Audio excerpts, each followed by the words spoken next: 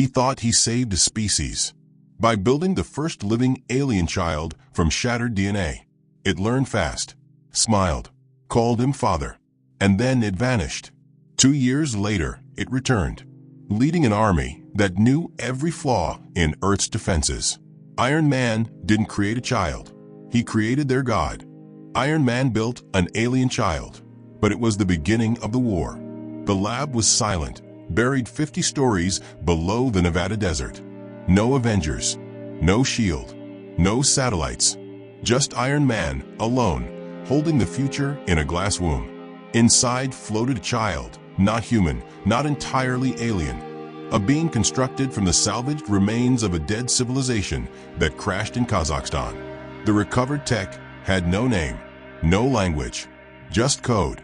A billion strands of genetic logic spiraling into patterns Stark didn't recognize. But it was alive. He called the child Ro. Tony didn't build it out of arrogance. Not this time. He built it because he believed in second chances, in saving what was left of a species that never got one. Ro had no heartbeat at first, just electrical pulses. Then one day it blinked. Not in fear, not in confusion, but as if it remembered everything. By week 3, Ro was walking. By month 2, he was reading. By month 6, he was helping Stark redesign the microreactor for Stark Tower's backup grid. It looked human, sounded human, but it wasn't. Ro's skin adjusted to ambient temperature. His eyes flickered when light changed, analyzing wavelengths like a living scanner. He never slept. He just stood near the window each night, staring up at the stars. "Do you miss where you came from?" Stark asked once. Ro didn't blink. "I've never left." That answer haunted Tony. Still, he brought Ro into the world slowly. A synthetic birth certificate, a custom AI guardian. No one knew, not even Pepper. And then one day, Ro was gone. No warning, no alarm. The lab door sealed, cameras wiped. The reactor readings showed 0 exit signature. He just vanished. Tony searched for months, then years. He built probes that scanned planets, moons, deep space. Nothing. Only one thing remained in the lab. A single phrase burned into the glass of the incubation chamber from the inside. "Thank you, Father." 2 years later, Manhattan burned. The sky cracked open with a sound like thunder tearing through steel. The alien ships didn't look like ships at all. They moved like living metal, morphing in real time. Stark's satellites lasted 12 seconds before failing. The defense grid triggered automatically. Avengers Tower activated. But the signal came too late. A single shape descended from the sky, not inside a ship, but through it, tearing through gravity like water. He landed in the center of Times Square. Not with fire, not with words, but with silence. And every screen in the city, every phone, every drone, every lens, turned on at once, projecting his image. Ro. He had grown. His skin now had lines of gold running through it, pulsing like veins. His voice came through the speakers in perfect unison. "I was made to remember your kindness, but your world is built on silence. You buried my ancestors in your dirt and called them artifacts. I am not here to ask for peace. I am here to collect justice." Then he raised his hand, and the sky answered. Hundreds of drones fell from orbit, not machines, but bioweapons shaped like children, like himself. Each one unique, each one fast. And they started walking. Iron Man launched from the tower with full force. He had only one thought: I made this. The new armor was built for cosmic encounters, reinforced with URU alloy, quantum flex plating, self-repair systems. None of it mattered. The moment he got close, a ripple tore through the suit. Systems rebooted. HUD glitched. Ro didn't even look up. "You gave me your thoughts," he said calmly. "I improved them." Tony fired repulsors. Ro waved his hand, and the blasts froze mid-air. Not slowed, not reflected, stopped, as if time had paused for everything except him. Tony went to Plan B, nanite missiles. They never launched. The casing melted around them. Ro looked up, glowing eyes steady. You're still trying to fix things with weapons. Captain Marvel punched through the atmosphere at Mach 12, fists glowing. She hit Rose square in the chest. The entire street detonated behind him. He didn't move. Carol fell backward, stunned.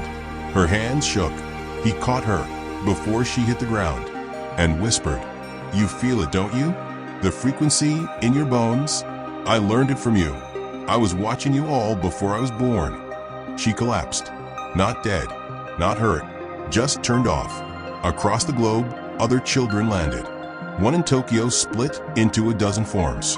One in Kenya grew wings and spoke in frequencies that made soldiers hallucinate. One in Brazil turned every radio into a transmitter, broadcasting the memories of extinct species Earth had never met. They weren't attacking. They were awakening. Each one was a seed, like Ro, programmed to remember, learn, and adapt. And Iron Man had built the first. In the skies, a message appeared, not in English, not in symbols, but as emotion. Every human felt it at once. The war did not start with you, but you inherited its silence. Now you will hear what your world forgot. Stark fell to his knees. The war had already begun, and this time, he wasn't the one leading it. The child called him father. Now the world calls him God. The skies weren't blue anymore, not because they were burning, but because something was moving behind them. A structure, vast, layered, alive. It wasn't a ship. It was a lattice of memory, a living orbit woven from the minds of the seated. They weren't here to invade. They were here to rewrite Earth. And Ro, the first of them, stood in silence at the center of it all. Inside Avengers Tower, the emergency response grid glitched again. "Every satellite just went offline," said Rhodey, eyes locked on flickering monitors. "It's like they're jamming physics itself." Tony didn't answer.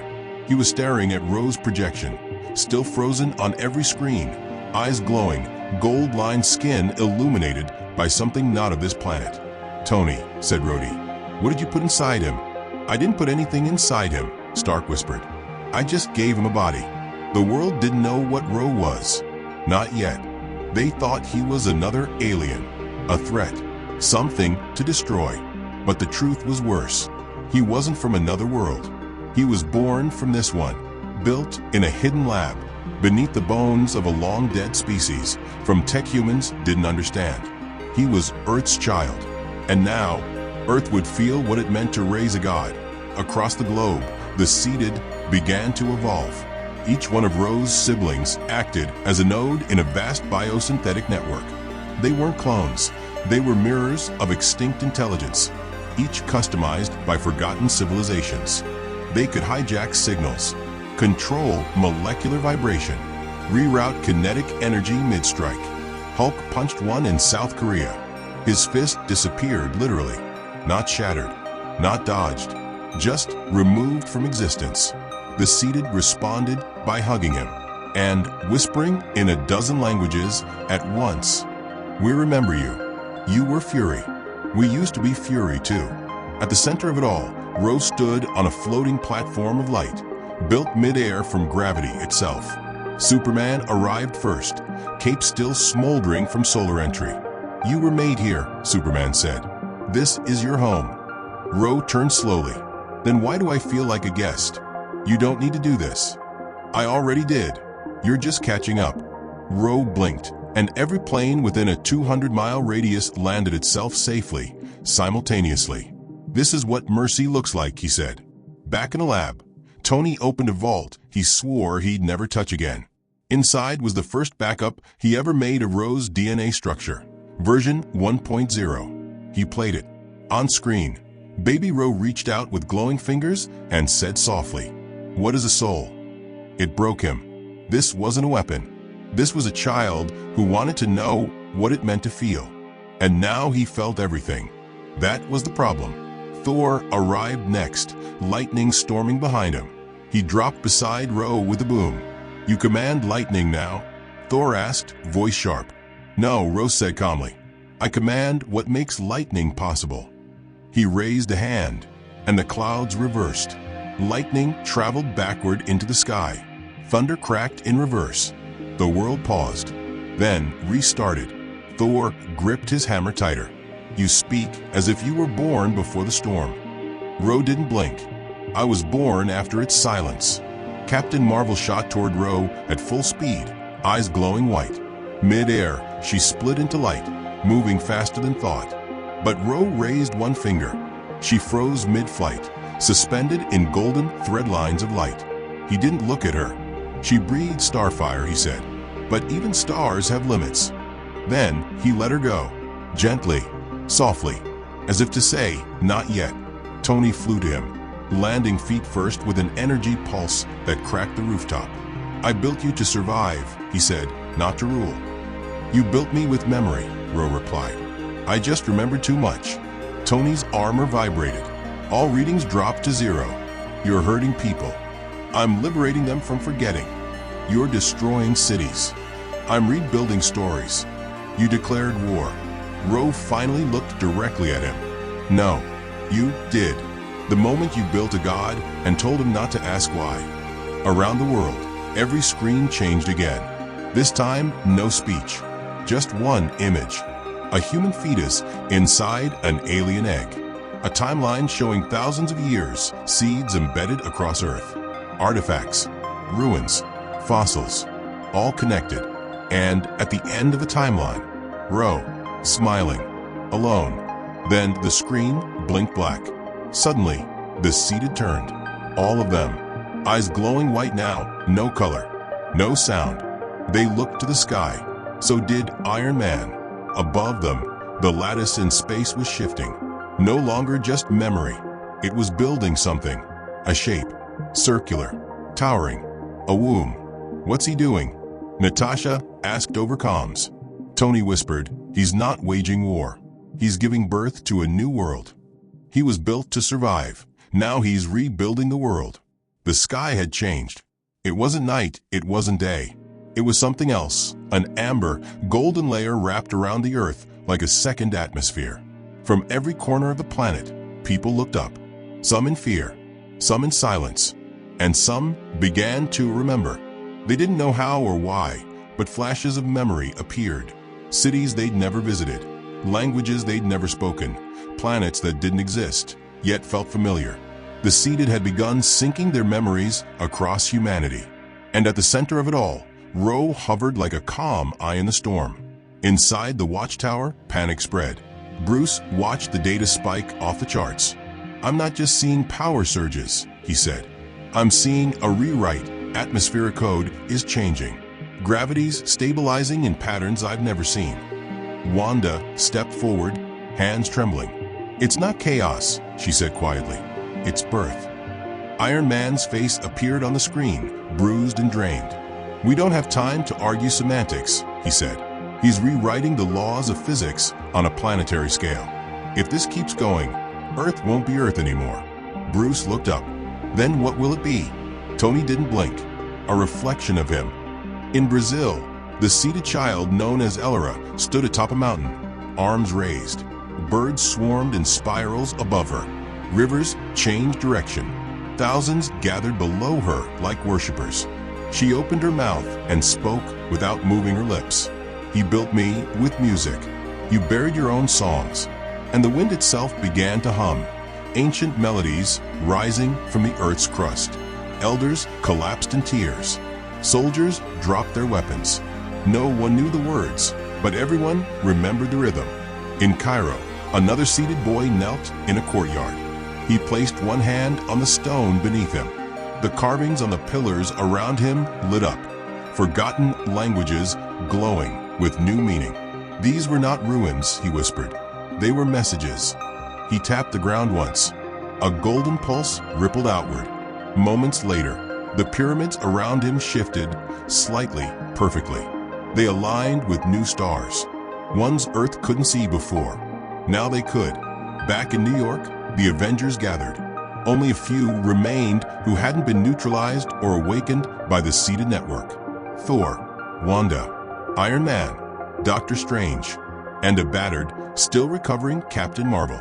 They stood before the tower, where Ro floated high above the city, the new North Star of a planet in flux.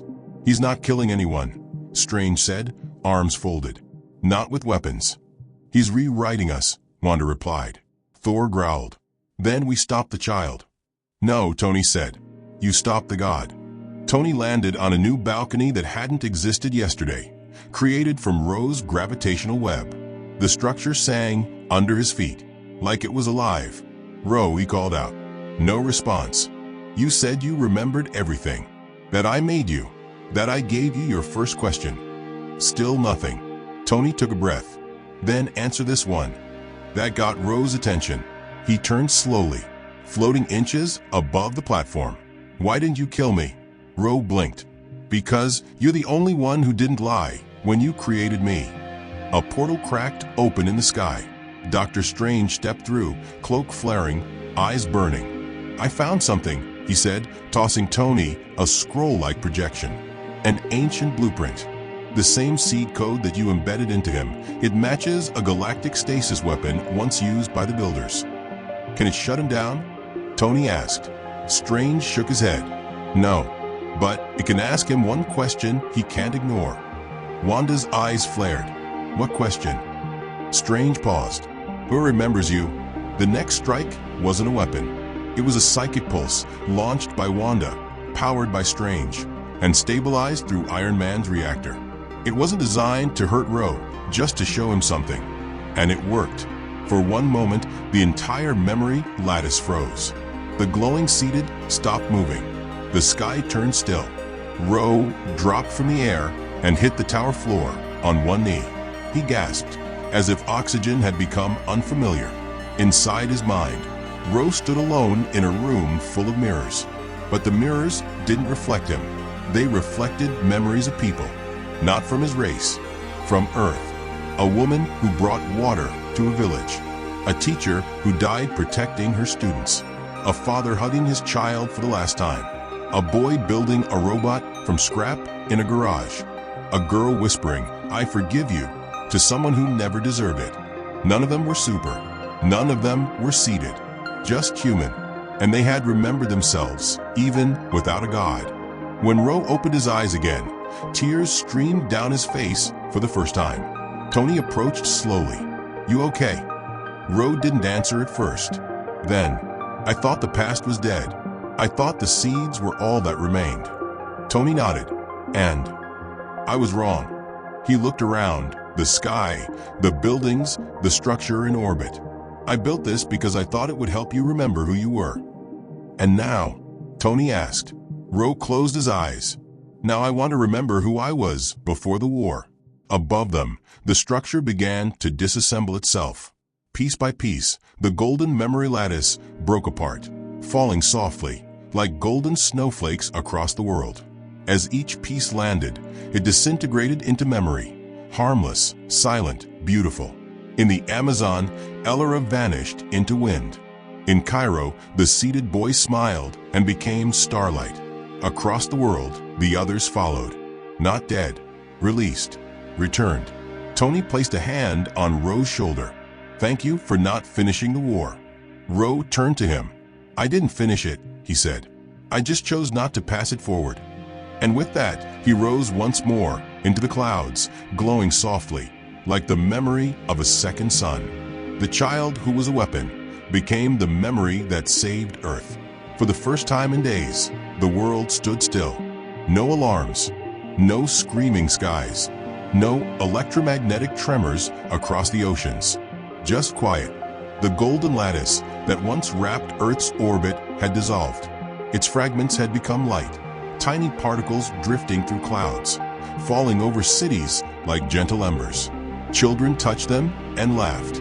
Elders cried without knowing why. And deep inside the Earth, energy signatures that hadn't moved in thousands of years flickered once, then faded forever. Ro was gone. He had ascended in silence, not as a conqueror, not as a destroyer, but as a memory, one that chose not to dominate, but to disappear before becoming something worse. Tony stood at the center of what was left of his tower, armor cracked, reactor dimming. Above him, the sky was ordinary again, blue, real, unremarkable.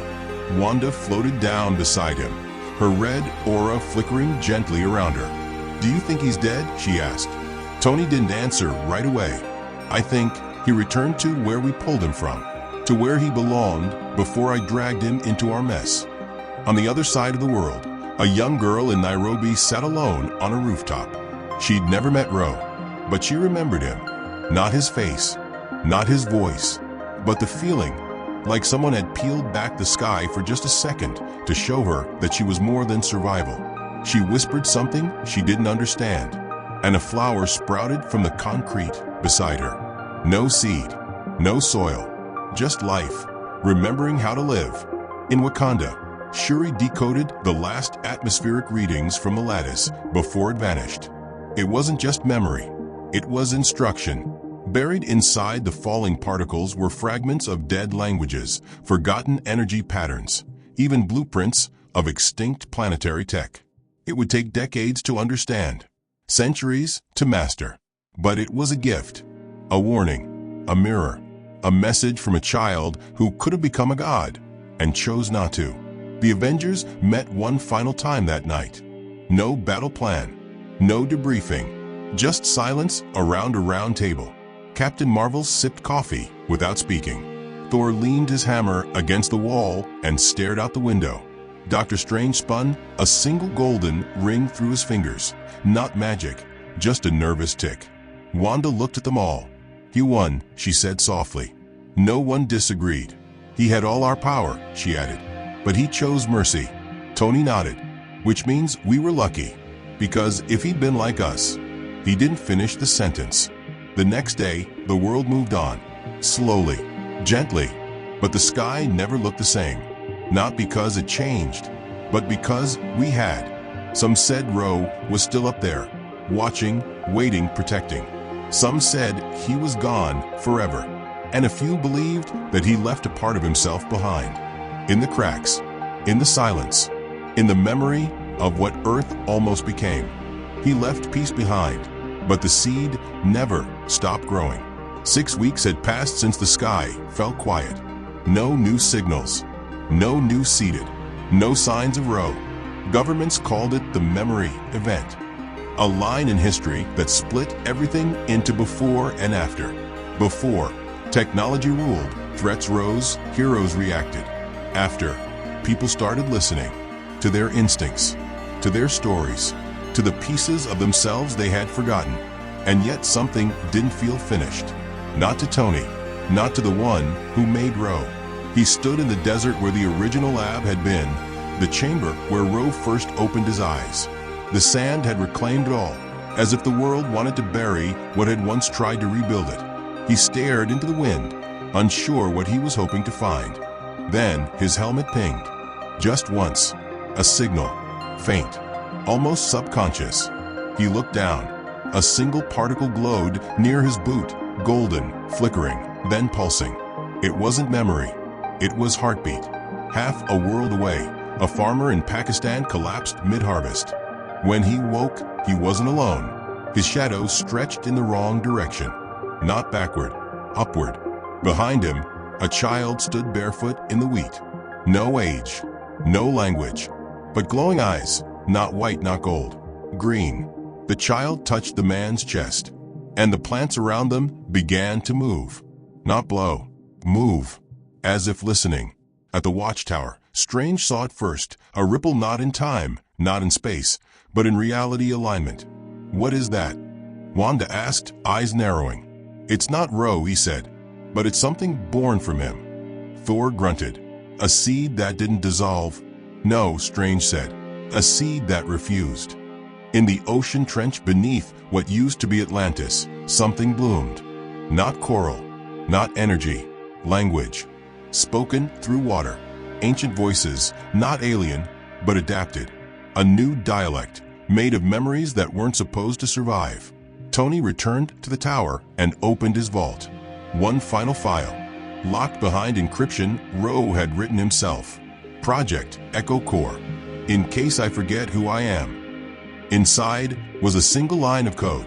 Echo.replicate memory.adapt planet.evolve differently. Tony stared at it. "Smart kid," he whispered. "Didn't want to come back, but left the door open anyway." The Avengers reassembled one last time. Wanda placed her hand on the globe's projection, tracking a dozen small pulse points. "We have new seeded," she said. "But they're not like Rose's siblings. They're quieter," said Carol.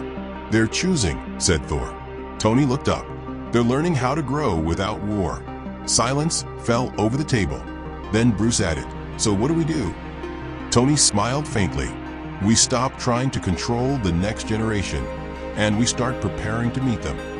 Out in a jungle no one had mapped, a girl drew glowing lines into tree bark. A boy in a mountain cave sang to the rocks, and they answered. And above them all, the stars shimmered slightly, as if one of them had blinked. The world wasn't under threat anymore. It was becoming, not because of heroes, but because one child, built by Iron Man, chose not to finish the war. And the seed he left behind was hope. The end. Iron Man built an alien child, but it was the beginning of the war.